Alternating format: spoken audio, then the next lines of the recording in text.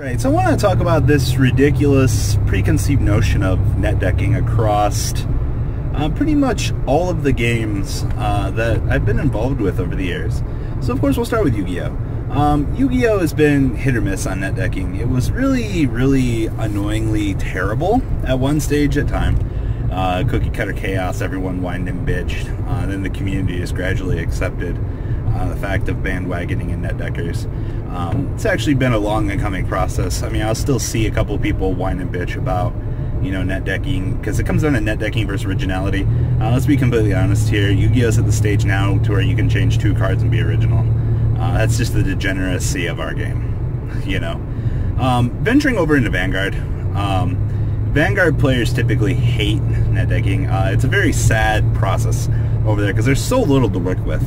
And you know, you figure that people would want to win at a card game, but much like Wise Shores are Wise, a lot of people really frown upon net decking in those 2 games, and it's absolutely disgusting. You know, in Vanguard, it's both hit or miss when it comes to net decking. Net decking is a crucial piece to getting better at the game, but for some reason the community seems to disagree with that concept. So I don't definitely understand how that works. But let's be honest here.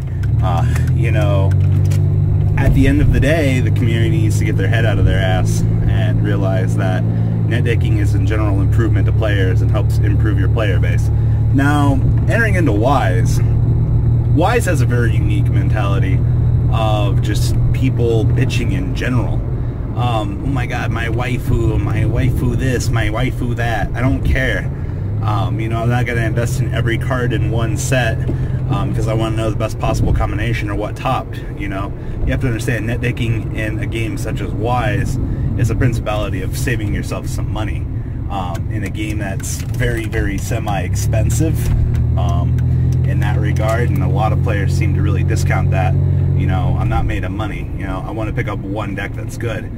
So when people are like, well, any deck can win, no, that's not principally true.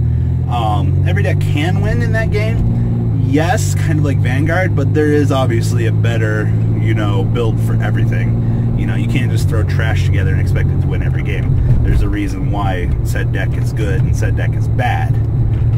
So in the game of Wise, certain people bitch about net decking, but there are sources for you to find stuff of your own accord.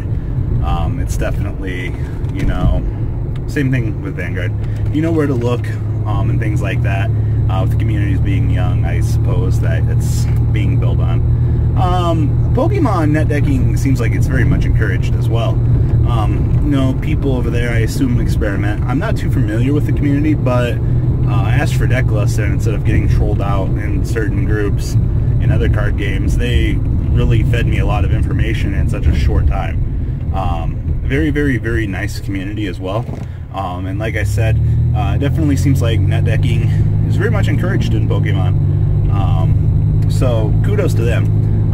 Also a force of will, net decking is also looking like it's pretty much encouraged. Looking at a lot of the European, Italy events over there, they can pretty much direct you to where you need to go. You won't have a problem getting the proper information to build a good deck. There's a lot of experimenting because the game's young as well, but net decking definitely seems like it's good there. So the overall trend here, you know, certain games don't really like net decking, certain ones do allow it. I'm not too familiar with Dragon Ball Z for net decking. I assume Magic the Gathering is pro net decking as well. You know, so I'll just leave that thought with you guys. So I hope you guys enjoyed this video. Please thumbs up this video to show your support, and please check out Vanguard 40 for Cardfight Vanguard, MKohl Games for miscellaneous trading card games, and No Limit Gaming for a brand new series of Yu-Gi-Oh videos.